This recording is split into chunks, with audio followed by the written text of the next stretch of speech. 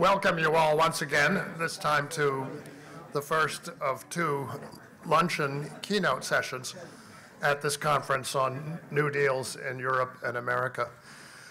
I want to say a word about our speaker, and I'll say it through the lens of my own experience.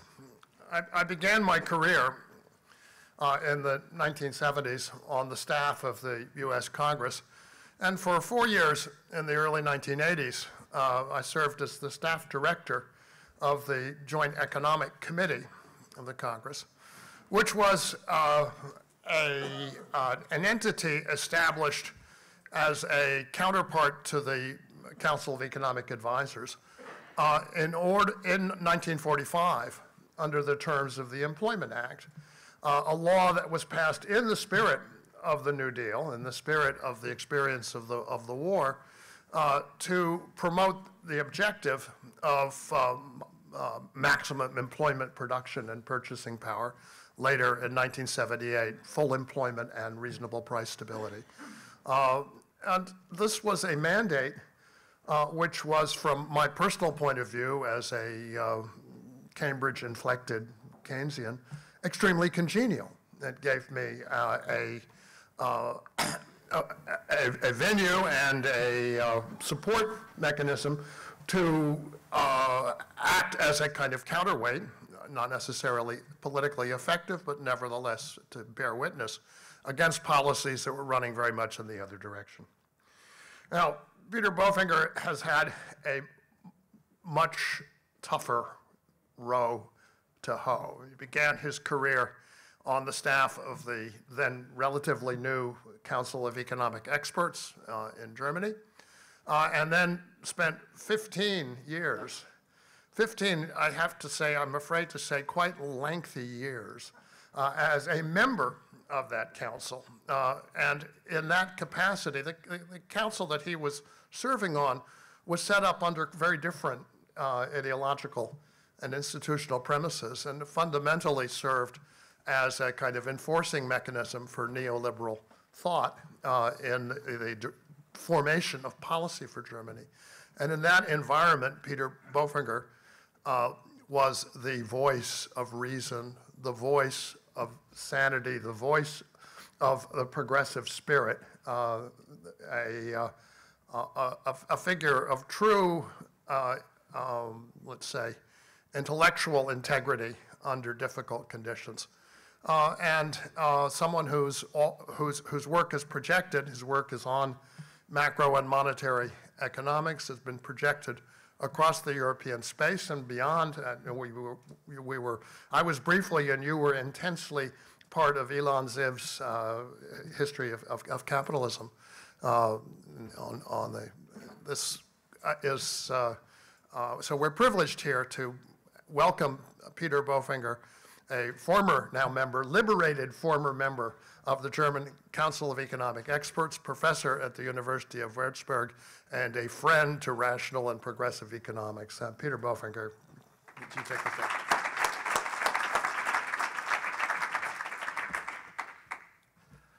Yes, thank you very much for the kind introduction and for the privilege to address you here. Maybe a few words about this council, because maybe people do not really see how this council functions. So in the United States, you have the Council of Economic Advisors, and this council is a part of the administration.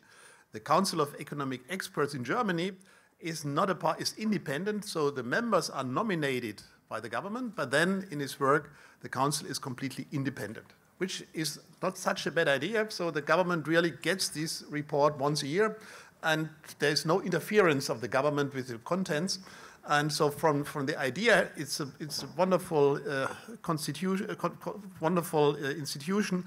Unfortunately, in the last 15, 20, 25 years, it was really very much dominated by very neoliberal economists. And the fact that there is some guy who has a different view is due to the fact that we have a kind of informal agreement that one member can be nominated by the trade unions and one member can be nominated by the employer associations, and so that gives at least makes it a little bit spicy. because otherwise it would be yeah, almost a little bit dull, I would say. Anyhow, so I want to talk about the constraints for a Green New Deal, and so I will mainly talk about the financial constraints and the theories that are behind the financing of such a Green New Deal. So I will focus it from a European perspective, and we will not address the issues that are relevant in the United States, because as it was said already this morning, it's a much broader idea of a Green New Deal with healthcare and job guarantee and all that stuff, so it will be more a European perspective. Okay, so I will start with hope, with Ursula von der Leyen. David had a little bit, where is he, David? Ah, yeah, he had a little bit different perception, and maybe you're right, I don't know. Yeah, but I would say it's just a little bit premature. So at least we have a new head of the Commission who says, okay, Green New Deal matters, and that's what we want to do. So it doesn't call it Green New Deal, but Green Deal. But at least this is a start, and as the new Commission has not even started its operations, one should give it some positive assessment, and maybe in 5 years or so, David will say he's right, and maybe you will be right. But nevertheless, I think one should see it from a positive perspective. And so what is a Green New Deal? So I would really focus on what I see is the core of any kind of New Deal. And in my view, the core of any kind of Green New Deal is that we need a dramatic transformation of the whole infrastructures from what Jeremy Rifkin calls from the second to the third industrial revolution. I think we need completely overhaul our infrastructures, and this includes the whole way how we produce energy from coal and oil and nuclear power to renewables. I think that will be a dramatic shift in the production of energy. Then the whole energy networks, energy storage, charging stations, smart grids, so the whole transportation of energy will have to be changed. Then the whole mobility will have to become completely different cars, different engines. We will have autonomous driving, we'll have car sharing, and all this requires new infrastructures. And finally, that was already said this morning, I think a huge endeavor in infrastructure will be the retrofitting, the refurbishing of homes. Then in the United States, in the UK, they have the 300 by 30 campaign, which means by the year 2030, 300 million homes in Europe will have to become energy efficient. I think here there's a lot of work that needs to be done. And so overall, I think this is the core of any Green New Deal. Of course, you can add all kind of other elements, but I think that's the core, and I think it's also obvious this will cost a lot of money, and I do not want to enter all the guesstimates, whether it's 1% of GDP, 2% of GDP, but it will be a sizable amount of money that is required, and the question is how to finance it. I think that's of course the key question, and there are different concepts. I think there's one idea, one has to finance it with taxes, so that is what Piketty has in mind. We need wealth taxes, we need higher corporate taxes to finance it. In addition, of course, one can say, okay, if we have carbon certificates which we sell for 50 or 100 euro or dollar per ton, so we'll have also additional funds. But I think it should be clear,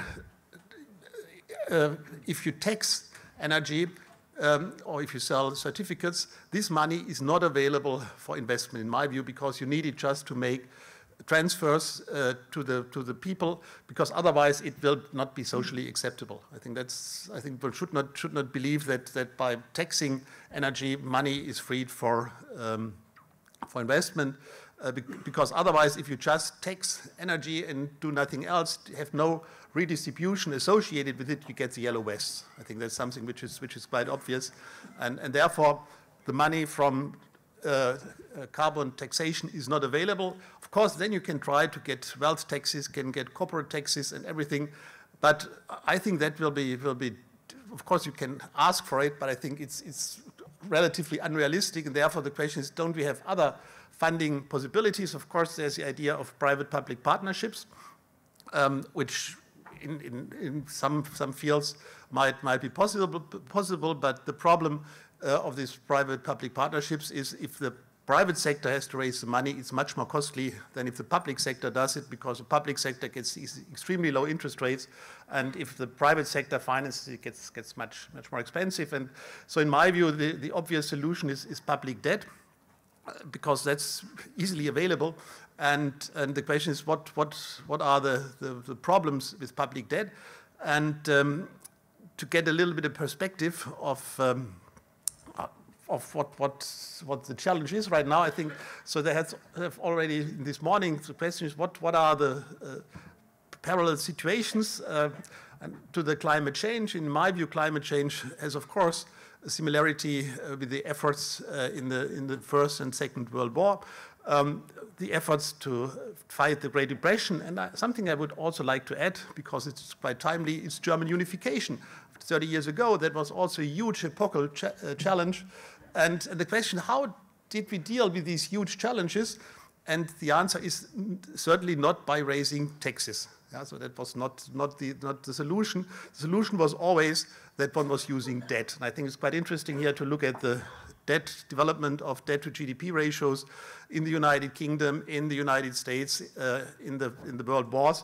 I have no data found for the United States for the First World War, but the UK, it's really impressive how debt went up in the First World War, increased additionally in the Second World War, and even also in the United States, it's quite a lot. It's more than 100% debt increase, and in the you can see the little gray line is Germany. German unification also increased the debt level quite significantly from 40% debt to GDP to 60% debt to GDP.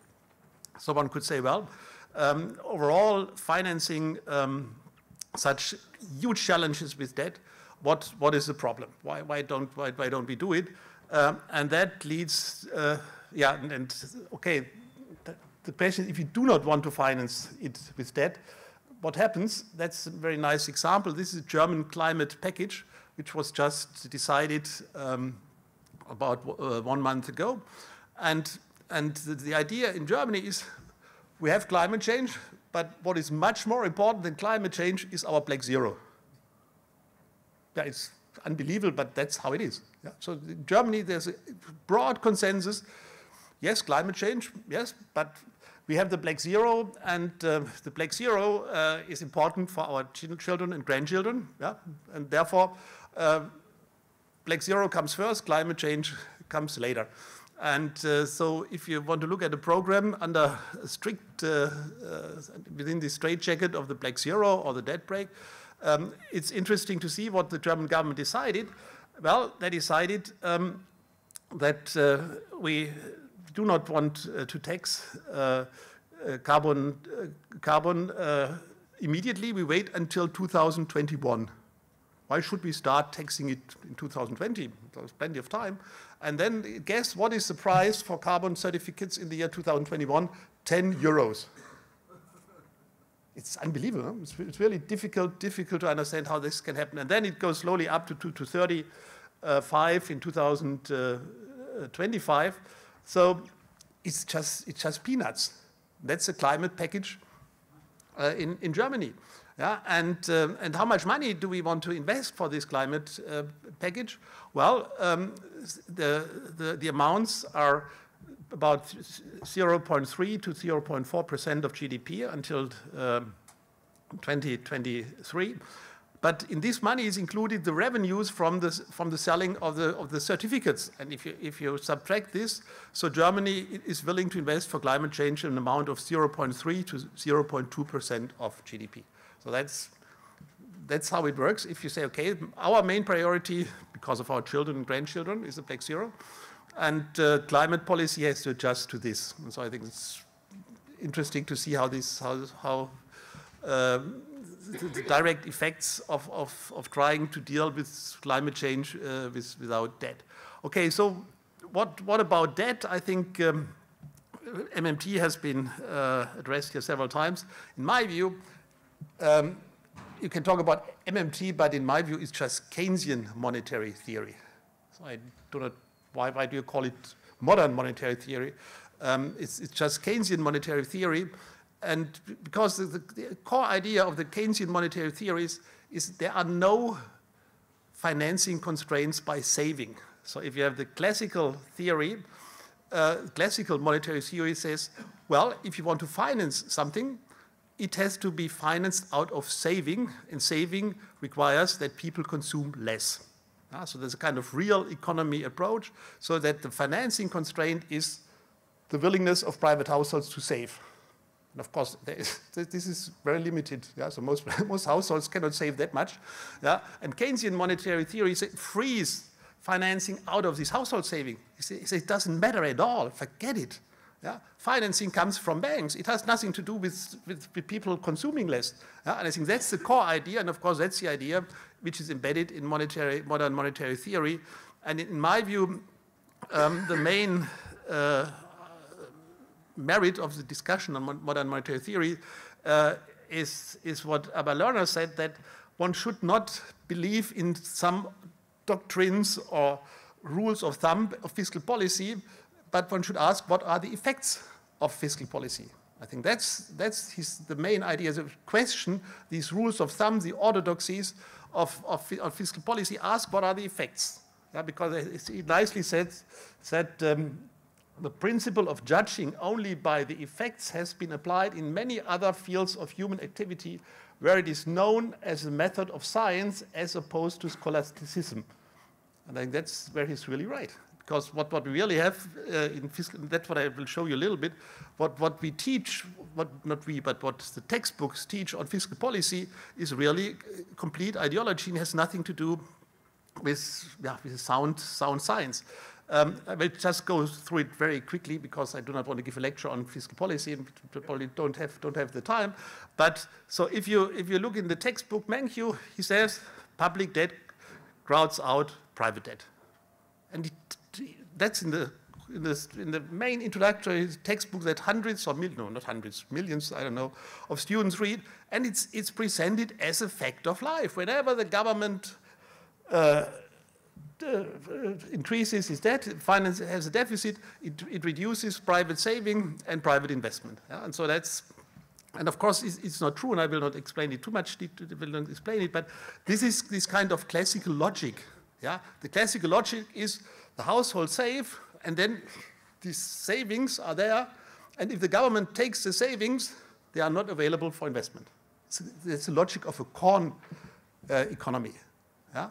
It's a kind of real, Keynes calls it real exchange economy. So this theory tries to represent the financial system without money in a kind of corn logic. And of course, in the corn logic, it is true. If there's a corn saved by the households, if the government grabs it, it's no longer available for investment, logically. That's what in the 21st century, people, young students are taught on how the financial system works. It's a shame. It's a real shame, and it does not qualify it by any way in this Mankiw textbook. Of course, in a monetary Keynesian economy, it is not true. Financing comes from banks, and if the government raises money from banks or from the capital market, there is no private saving that is not available. On the contrary, the government, if it takes up a debt, it spends it immediately, the money. The money is not absorbed by the government, it's just spent immediately, and it's back on the capital market. Yeah?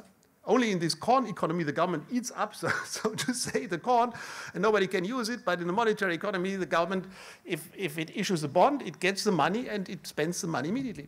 That's what Keynes calls the revolving nature of the capital market. Okay, so that's one ideology which does definitively not apply. There's another one which also very popular, this so-called Ricardian equivalence, which says, well, if the government raises money on the capital market, it has to pay it back like a private household. Yeah? And whenever there's government debt, it has to be reduced to zero, sooner or later. That's also the so-called intertemporal budget constraint. But as we all know, there is no reason for government debt to be reduced to zero. Why? People are happy to have safe assets. There's now huge discussion going on saying, do we have enough safe assets? And the government debt is the only real safe asset, nominally safe asset. So this whole theory, which all the students all learn, Ricardian equivalence. If the government issues a bond today, it has to repay tomorrow, and as the private households anticipated, they save more today because they have to repay the bond tomorrow. So by higher taxes. So again, complete nonsense that is taught to people, but of course it shapes the mind in the debate on fiscal policy. Then a third doctrine, which is also very nice, a 60% debt to GDP limit in the Maastricht Treaty. Where did the 60% come from? It was the average in the year 1990 of the EU member states. And if you read,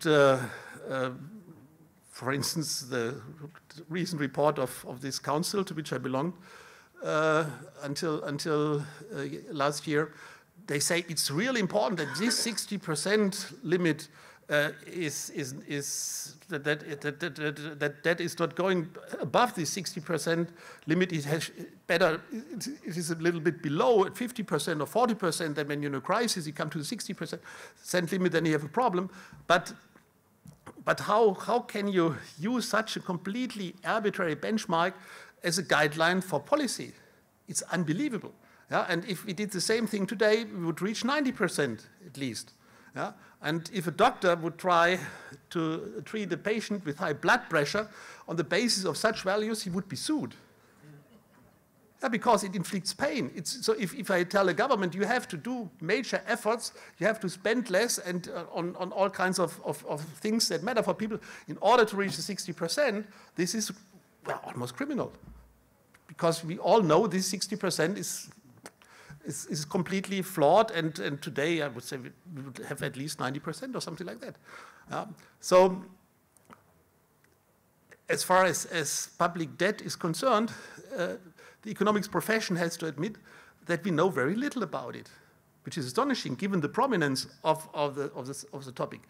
And of course, you all know the 90% benchmark by Reinhardt and Rogoff, which was the scientific achievement.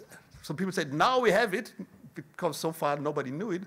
Now we have the 90%, and this is also not so funny, because in the Euro crisis, this 90% benchmark by Reinhardt and Rogoff played a role. So especially in the case of Greece, one said, oh, well, they're far beyond this 90% threshold, so they have to do major efforts to stop the further increase of debt.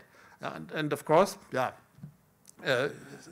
you all know that this was published in the American Economic Review, but then not so famous professor and his students checked it, and it was flawed. So there we stand, which is interesting for us as a profession. What do we know about public debt? Almost nothing, which is quite interesting. So, and what is also interesting, so going a little bit to the modern monetary theory, my case model for modern monetary theory is China. In China, the public deficit, if you add the provincial governments, is double digits since years. And these are not my figures, these are the figures by the IMF. So they really have huge deficits, and it's quite so Germany is a little gray one, and the blue is the official, and the other is this kind of augmented deficit by the IMF. That they publish this data every year in their annual reviews of China. And so first of all, you can see, I think that's one of the main arguments of MMT. When you are a large economy, there are almost no limits to deficits. And what is also interesting, maybe not everybody will agree, China is the largest investor in green energies. Of course, they also invest in coal and nuclear, but at least they use at least part of the money to do a huge investment in green technology. Of course, they also are promoting electromobility. They're doing a lot on fuel cells. So China also, there's a huge polluter. They do quite a lot to promote green energies, and one can see, well, the limitations by the financial systems are not so obvious. Of course, if one talks to nicely about modern monetary theory. One has in mind that Krugman, Summers, Rogoff, they're criticizing, also Tom Paley, they're also criticizing a lot modern monetary theory. But what they always say is, yes, excessive public deficits are a problem. And I think that's obvious. Excessive is always, so it's about, I think with public debt, it's a little bit maybe like drinking, you know. So if you say excessive drinking is bad, you don't need a lot of scientific basis for that. You don't have to look in Lancet or so. So that's obvious. Yeah, but the question is, what is the right dose? And I think that's, in my view, the important thing when one talks about modern monetary theory. It's say, okay, we don't have these financial constraints, at least not the constraints that we find in the textbooks from traditional rules of thumb. But of course, on the other hand, it's the dose that makes the poison. I think that's like most things. Paracelsus, famous man, said, okay, everything is poison, it depends on the dose. And I think that's, when we talk about modern monetary theory, one should say, okay, what is the right dose? And in my view, one approach to find the right dose is the golden rule for fiscal policy. I think that's something which you can really derive in a kind of theoretical way. So if a government is making investments from which future generations benefit, why should it be paid from current revenue? I think that's the logic of the golden rules. Okay, if things have long-term benefits, no need to finance it out of current revenue. I think that's the only, I would say, sound, sensible rule for fiscal policy that we can offer as economists. And yeah, I would say for a Green New Deal, I think this role is quite helpful because, as I said, there is this huge need for infrastructure investments, and I think there's absolutely no reason why these investments should not be paid financed with government debt. And one can also assume that they're also quite productive. I think if we retrofit the whole housing stock, there will be huge savings in energy costs over the next decade. So I think these must be very profitable investments. And of course, it also helps to avoid the costs of climate change. And yeah, this golden rule, I think, has never been so topical as today, where we have these extremely low interest rates. If not now, when? Yeah, if we have these 0 interest rates, or the US you have 1.5 or something long-term rates, so you have historical long-term rates, so almost nothing can go wrong, because if you reduce the inflation rate, you have negative real interest rates for government lending for 10 years or 15 years. So even if the government finances things which have no return, it's not a problem, which it shouldn't do. But overall, there's absolutely no problem for the government now to finance profitable investments. And so I would think the golden rule should be always a benchmark. Because yeah, nobody wants to have excessive government finance, but if you just finance investments, I think that it's very, yeah, you will most likely do the right thing. Of course, one can additionally try to get green investments by pension funds, but as David said, I'm also a little bit skeptical whether it's the right way to do all this to finance it all, or mostly with private funds. Okay, so what does it mean? I said one argument which is raised, especially by my colleagues in the council. So this is a new report of our council. They say, if we do not put the government in the straitjacket of debt breaks, there will be deficit bias. Governments are short-sighted, and if we do not constrain them rigidly, they spend too much. Which might be true, but if you have strict limits for public debt or deficits, the myopicness of politicians leads that they do not invest enough. If you say they are short-sighted and they're only interested in what's happening in the next 2 or 3 years, if they are not allowed to have deficits, then they cut investment. Yeah? And so what can you do with the deficit bias? In my view, it's really to have this golden rule. And if you for a European Green New Deal or Green Deal, in my view, the best thing would be that the European Commission develops a comprehensive program. Say, okay, this is what we want to do in the next 5 or 10 years. It defines exactly all the projects that will be required for this at the European and at the national level. And once this is defined, the idea is, okay, for all these investments, national governments can use the golden rule, so they can finance it with deficits. So if this is so, if you define the whole program, there is, in my view, no risk of a deficit bias that governments use funds for, I don't know, for presents to somewhere. So I think that would be my idea, to have a Green New Deal developed by the Commission, which exactly defines what projects will apply at the national, at the European level. What is the size? Well, figures that are discussed is 150 to 200 billion euros per annum, which is about 1.3 to 1.7% of the GDP. And the good news is, if you have an average debt to GDP ratio of the euro area of about 90%, and if you have 3% nominal growth, you can stabilize the 90% debt to GDP ratio with 2.7% deficit. Yeah? So, and if you only need 1.3 to 1.7% of GDP, this deficit will not increase the debt level. Debt to GDP level, on average, it will even reduce this. The question is how to do it.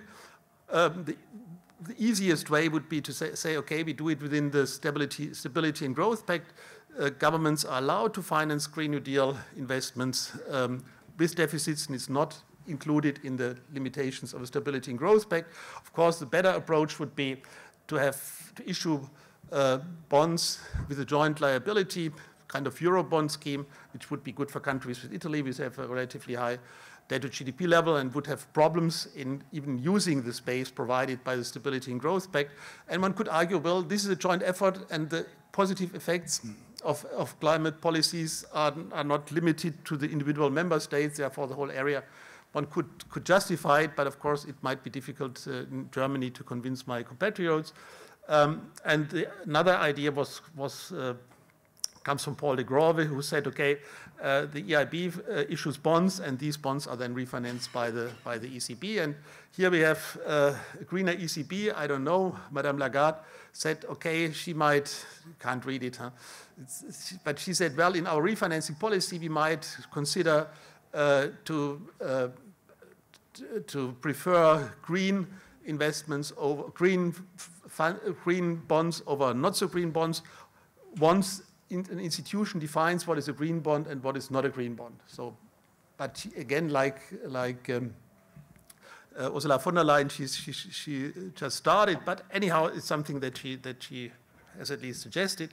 So, last point is, okay, if there are no financial constraints for a Green New Deal in Europe, are there real constraints? And in my view, the only real constraint normally is only labor. I think that's the only real constraint that we have. Of course, in the war finance, you had a strong labor constraint because all the young men had to go to war, and you had a lack of labor.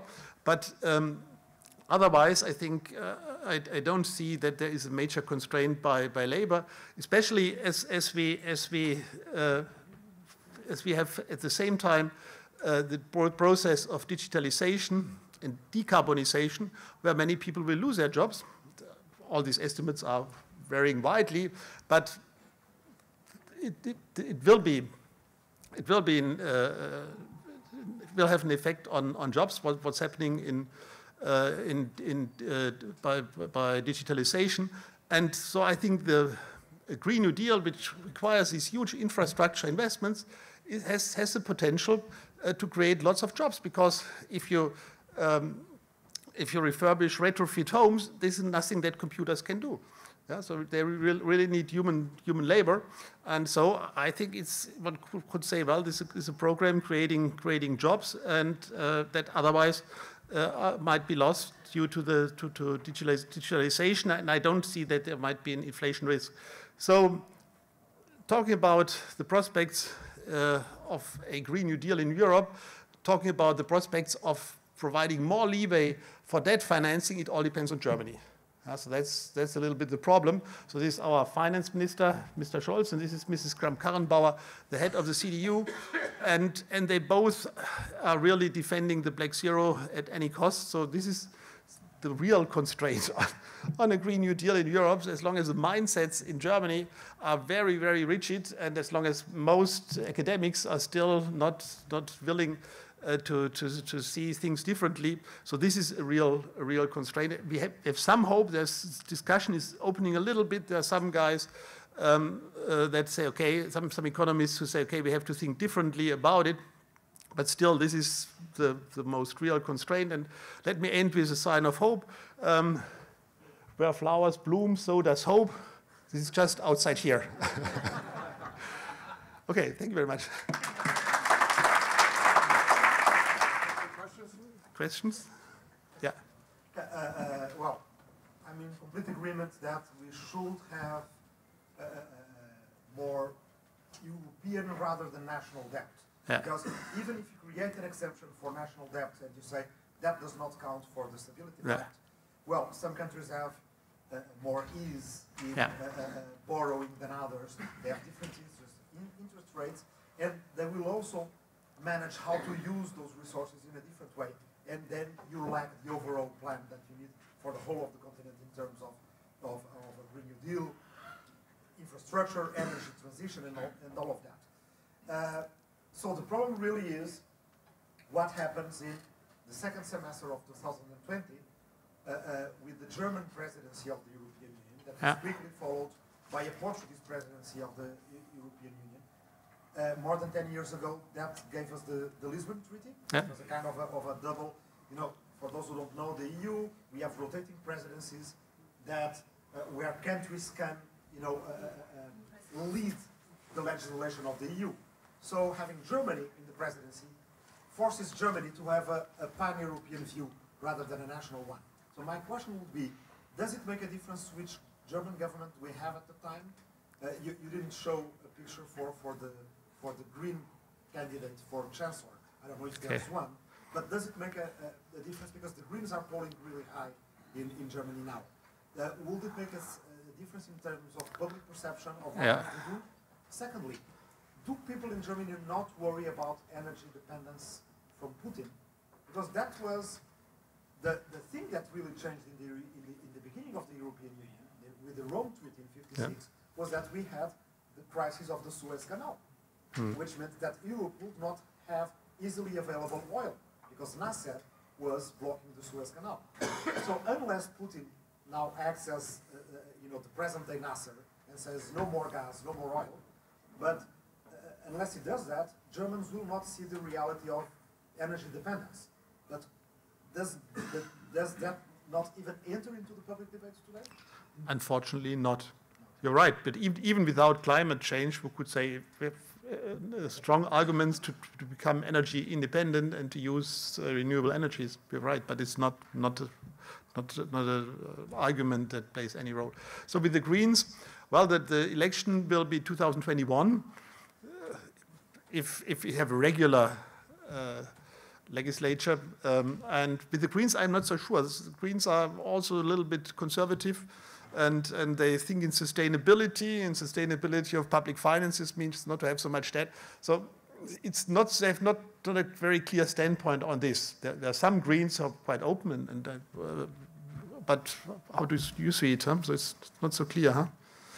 Well, the ground is shifting. I mean, there are some who have come out in favor of changing the debt break, but there are others who, I mean, some of them have the idea that you need a zero growth economy, and if you have a zero growth economy, you should not have deficits, because then, of course, it just doesn't work out. It's difficult. It's not so clear. It's not obvious to say that. Yeah, David. Could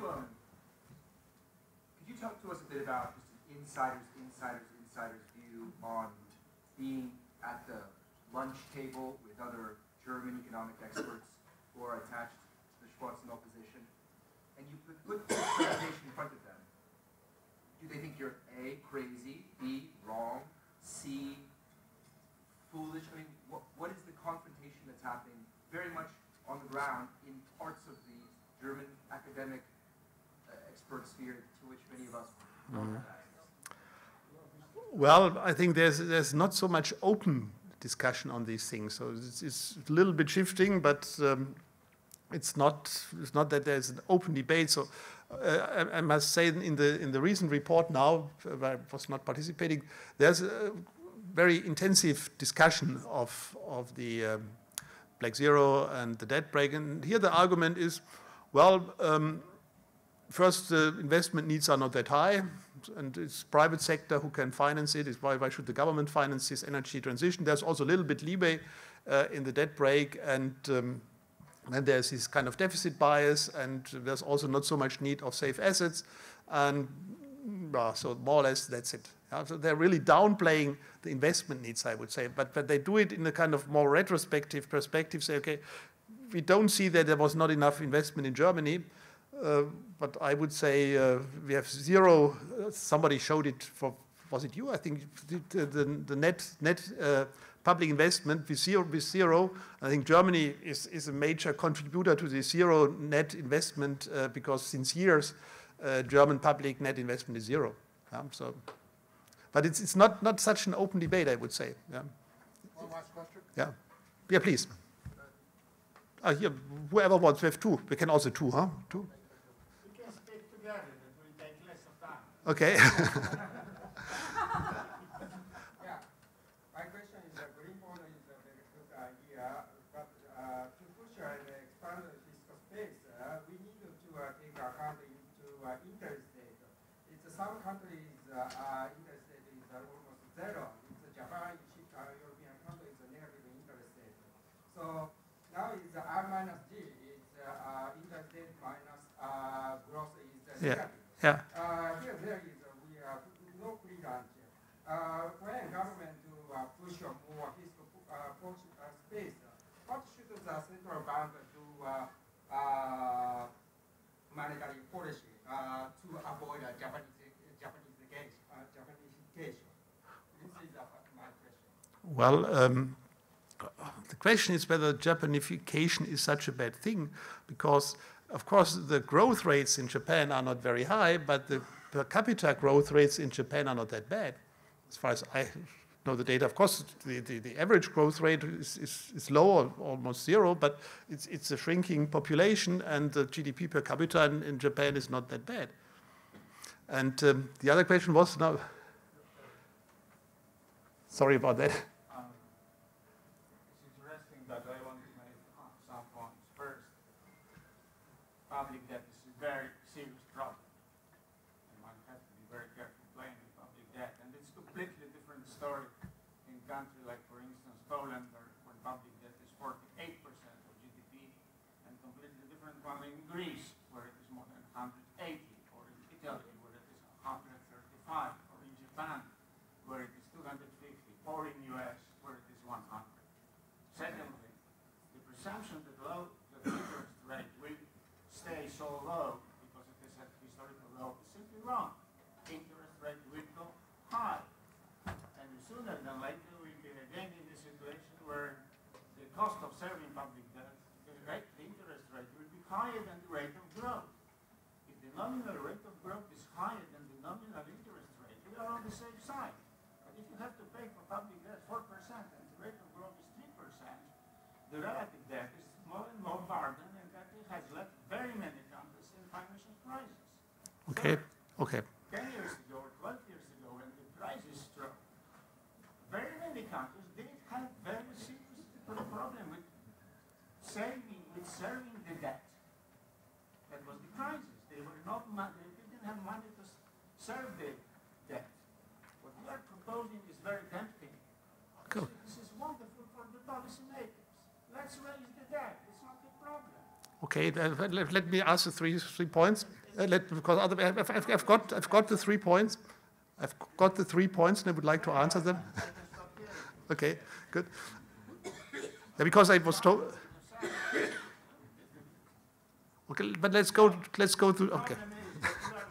You are basically wrong, but we do not have to tax, because the warming problem is caused by us, and the current generation must pay a lion's share of the price, not the future generation through to raising the public debt. So the only visible, socially and politically acceptable answer is to share the cost of proper adjustment, because it must be done between the current population, the current generation in the form of taxes, and the next generation in the form of public debt. But not just to substitute the tax burden by the future public debt and to kicking the can, as the Americans say, along the road. Okay. If you really think that you can finance it by taxes, you won't get the Green New Deal. That's it. And I think that's even worse for the future generations. It's absolutely, in my view, it's completely unrealistic to believe that we can raise as many taxes that we can finance a Green New Deal just by without debt. And as far as the debt problem is concerned, the crisis was mainly caused not by public debt, but by private debt. So countries like Spain or Ireland, they had surpluses, they had very, very, very low debt levels, and it was the private sector that created the problem, not the public sector. Greece is a different case. Finally, the debt levels, I think here you're right, I was too short in this. The only thing we also know about debt is that it makes a huge difference whether your debt is in a foreign currency or in your own currency. That's a huge difference, and of course I could not give a complete lecture on this. And of course that makes a huge difference. That explains why Japan, with the 240-something, has no problem at all with its debt. No one ever had been talking about a debt problem in Japan. And the funny thing is, if you talk to people in Japan, they don't even care about it. So why the Germans always have nightmares with their debt level, and their debt in Japan, they have 240. No problem, because of course it's the national currency, it's a relatively large economy, and what is important, in large economies, the institutional investors cannot just go to other countries, because then they have an exchange rate risk. So if Japanese investors are unhappy with zero, of course they can buy dollar bonds, but the exchange rate is quite unstable, and as an insurance company, pension funds, you cannot take this risk. And that explains why the larger economies are protected, and of course you're right, I should have made this more clear.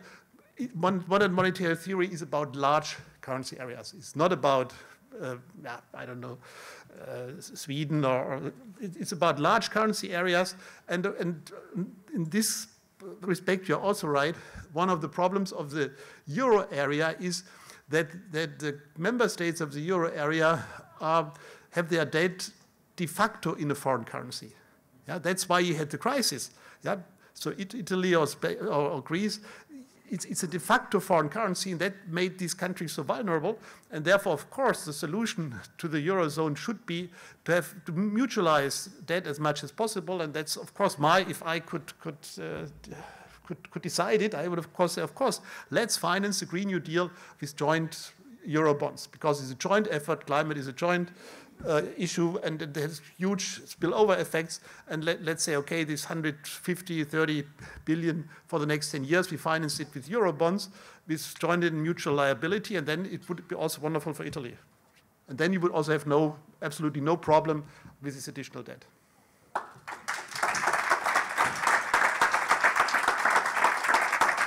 Thank you.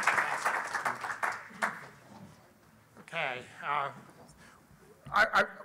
One quick comment, because Peter made a remark about the Reinhardt and Rogoff findings, which were debunked by the work of a graduate student who happened to be at the University of Massachusetts Amherst at the time. And I must say, I didn't expect it, but he's here right now. That's Tom Herndon right there. So Tom, if you would take and with that, Peter, thank you for a really splendid luncheon keynote. And we will reconvene in, roughly 10 minutes in the Bass Lecture Hall. So once again, thank you.